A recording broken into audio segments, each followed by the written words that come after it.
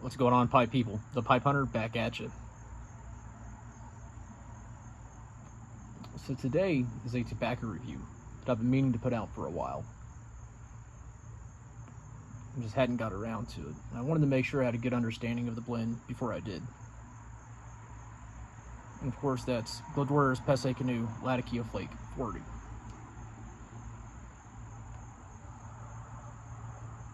The pipe that I'm smoking it in is a straight bulldog. It's an English pipe, but it's sold as a house pipe out of a shop in Boston called, I can never pronounce it, Ehrlich.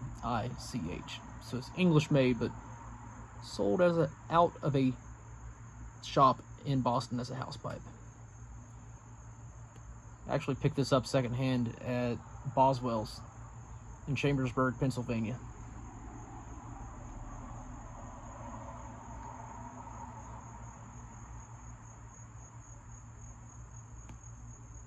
I'll just relight. So this blend is a lot like the Pesse Canoe Latakia Flake 20, but with different proportions. And so it's kind of going to be a review of the flake on its own, but also in comparison to Flake 20. So if you haven't watched my review on Latakia Flake 20, I would watch that first, because a lot of the elements are the same, and I'm talking more about the differences between the two, more so than just this blend. Excuse me. So the tin, like Latakia Flake 20, beautiful rectangle tin, and it is not sealed, so I would transfer it to a mylar bag or a mason jar as soon as you can. What I've done is, when it's not in use, I'm actually just placing it in a Ziploc bag, and that should hold me over long enough until I've consumed all of the tobacco, and so far I haven't lost any moisture. So just like Flake 20, and this one's a little beat up now, the flakes are, because I've been digging into it some. Rather large flakes, and I'm losing tobacco again.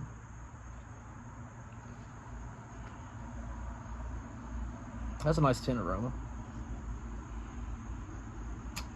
The main thing, the first thing you get when you smell the aroma will be the boozy, plummy note that was in Latakia Flake 20. I've got a little bit more information on that this time around, but I'll wait until I get into the flavor profile to actually explain that. You're also going to get more Latakia, because this one has 40% Latakia instead of the 20% that the Flake 20 has. And it's smoky, it's earthy, a little bit bolder, but very plummy.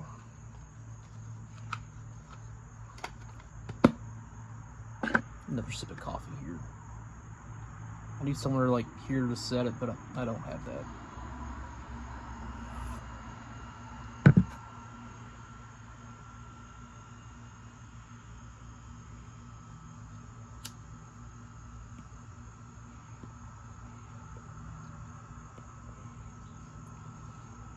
So the Latakia, at 40%, there's a good bit of it. And of course, it's very present in the flavor profile of the blend. I would not consider this a Latakia bomb. My go-to example of a Latakia bomb is Cornell & Deal's Pirate Cake. That's a Latakia bomb. But the Latakia, even though there's a lot of it and it's a very strong part of the flavor profile, it's kind of mellow. It's not mildly applied, it's very much there, but the taste is mellow. It isn't as strong as a it tastes like an aged tin of Latakia, if that makes sense. Some of the rough edges of the Latakia have been smoothed out, and it's just mellowed a little bit. The flavor hasn't gone down, but it's kind of just rounded out. And that's a good thing or a bad thing, depending on the individual smoker. Now, I love the taste of aged Latakia, especially when it's been in a crumble cake or a flake and it's aged. I love that profile. But not everyone does. There's a lot of people that like their Latakia blends fairly fresh without any age on it, and that's great too. It is a completely different animal, but this does have kind of that matured Latakia flavor profile. It's very smooth. It is very creamy, and emphasis on the creamy. It's thick, creamy smoke, but it also has this creamy profile to the Latakia. My favorite English blends have this muskiness to it that this has. And I think most Latakia has a touch of musk. But it's a very particular deepness to it that I like, that this blend has. And I like to compare it to a damp rainforest. Maybe you're walking through thick woods, it just rained, there's still dew on the ground, the moss is still damp, just that rich, earthy aroma. It's not exactly like that, but that's what it puts me in the mindset of. Now, this has a woody note to it. And the woody note is a lot like what Latakia Flake 20 had. But the woody note is a little bit more prevalent because there's more Latakia in this blend than Flake 20.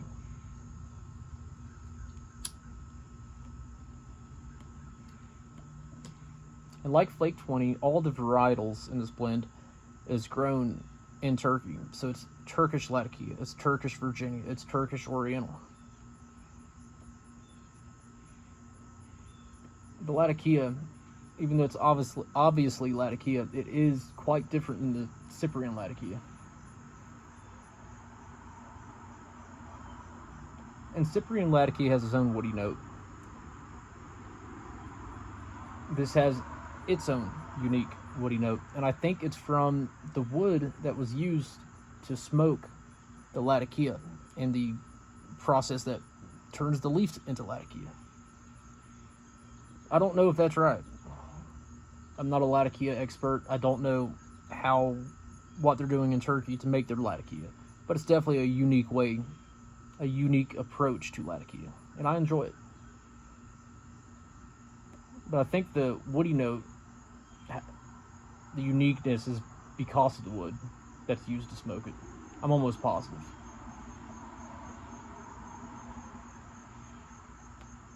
Now, the Orientals. I'm certain it's the same in this blend as in Flake 20. Again, it's kind of the same blend, just with different proportions of the varietals used. But with there being more Latakia, there has to be less of something else. And it could be that they took out, more of the Oriental than the Virginia, or vice versa, or maybe they took a little bit of Virginia and Oriental at the same level and just dropped those down. I don't know. But I feel like with less Oriental in the flavor profile, the Flake has lost a lot of the subtleties and complexities and the very uniqueness that it had with the 20% Latakia, with the Flake 20. So the Flake 40, it's still a very good blend, and some people may prefer it. But for me personally, I didn't find it as enjoyable, specifically because of the less Oriental in the profile, because the Orientals are really good in it.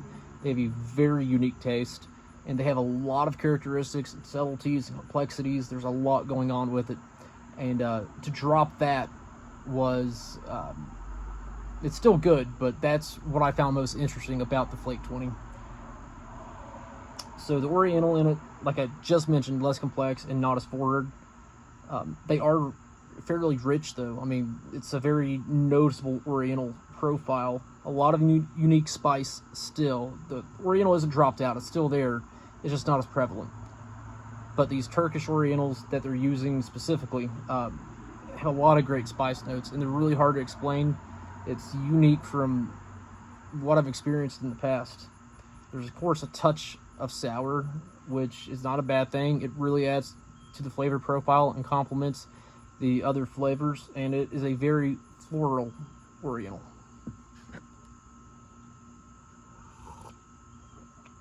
More smoking and less rambling. Give me a second,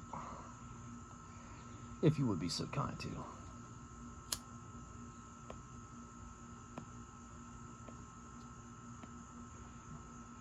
But the Orientals definitely have the floralness.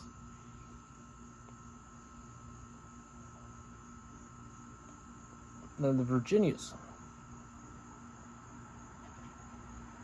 The Virginias have a bit of a brighter tang to it.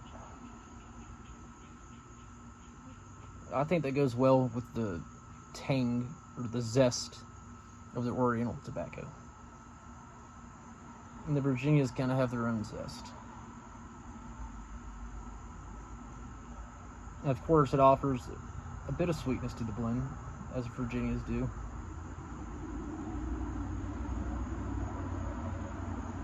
And to me, the sweetness of the Virginias pair very well with the creaminess of the Latakia. So it ties into both the Latakia and the Oriental in a few different ways that I've just mentioned. But the qualities of the Virginia is there. Some of the bright notes, some of the tanginess, but it's hard to really pinpoint a real Virginia flavor. It's almost like you find the smoke qualities of Virginia more so than the flavors.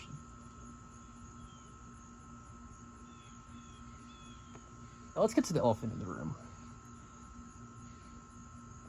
The plum.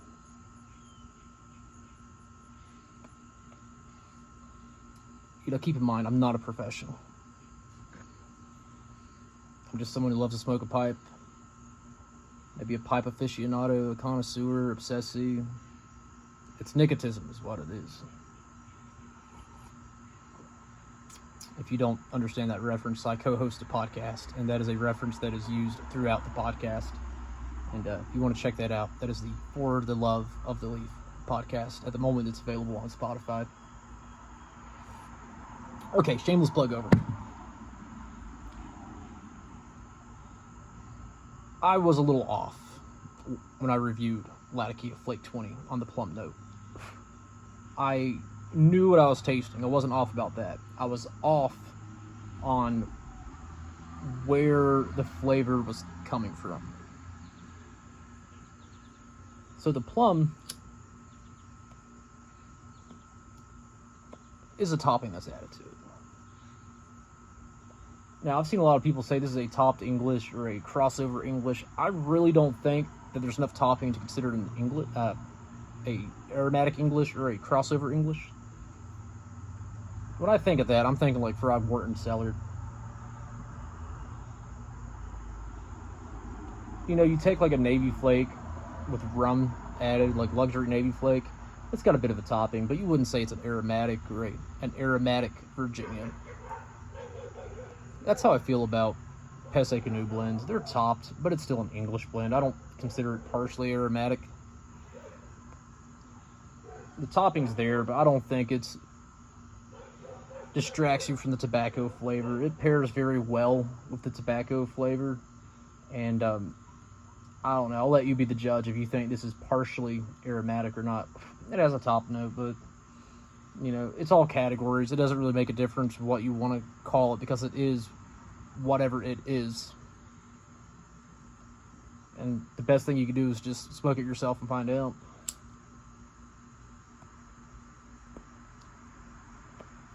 So I mentioned the plum note last time. Definitely had the plum note, and it's advertised as having a plum note. But I was also getting some kind of boozy quality.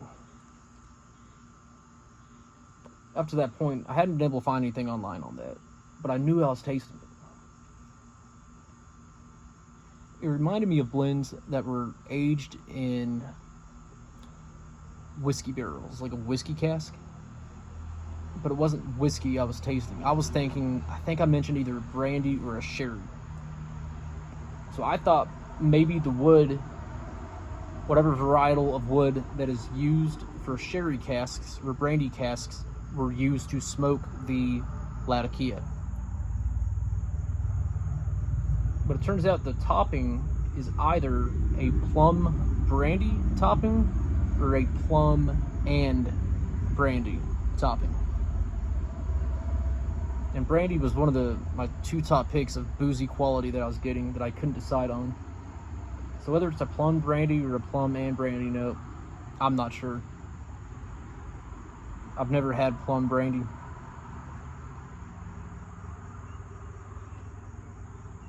But the boozy note isn't nearly as prevalent as the plum is.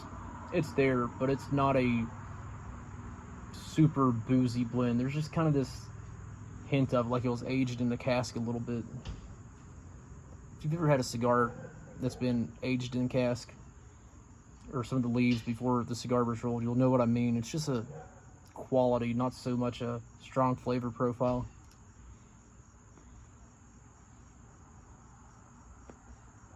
So this blend does come a little moist. And I thought more so than the Flake 20, but with the tins not being sealed, I'm sure the moisture can somewhat vary.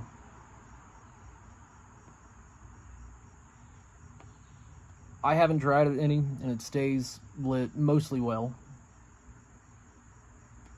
I don't feel like I had to do so many relights that it took away from the experience. Not enough to knock any points off of it.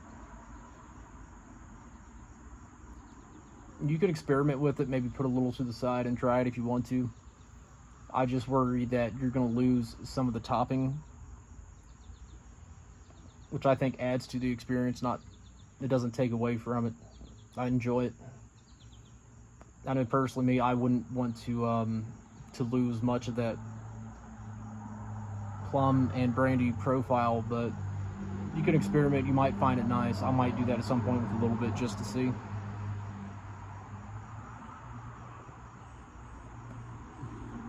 There's an ever so slight rough edge. It doesn't really burn hot. It doesn't burn as cool as other blends, but it doesn't really bite either, so long as I think you're mindful of your puffing. You know, if you can smoke Virginia blends, this will be a breeze to you. Just be mindful while you're smoking and don't just puff away without really paying attention, because it might get a little hot on you. But it performs pretty well. It's nothing to worry about.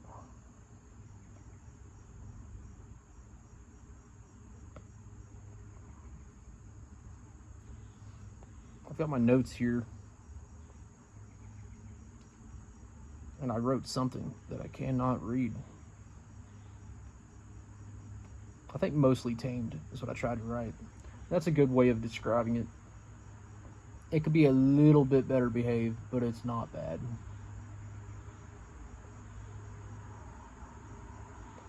Just be mindful. The next review in this Gladora series will be the Oriental Flake, which I have opened because I had to give some to another reviewer because I really wanted to see what he had to say about it. But I haven't smoked it yet. So that could be a week or so, maybe more, before I get to it, because I have a few reviews lined up. But I do have the Oriental Flake, and I will be reviewing it soon enough. But both the Latakia 20 is good, and this is good. But the 20 wins so far. That was an amazing win. This is really good, but the Latakia 20 was something else. Guys, that's all I have for this one. It is 19 minutes and some seconds in. So if you watched the whole thing, thank you for sticking around. I greatly appreciate it. Hope you enjoyed the video. I hope you enjoyed the review. We got a brand new week starting tomorrow, and I hope you all have a great one. As always, keep smoking, keep puffing, keep enjoying.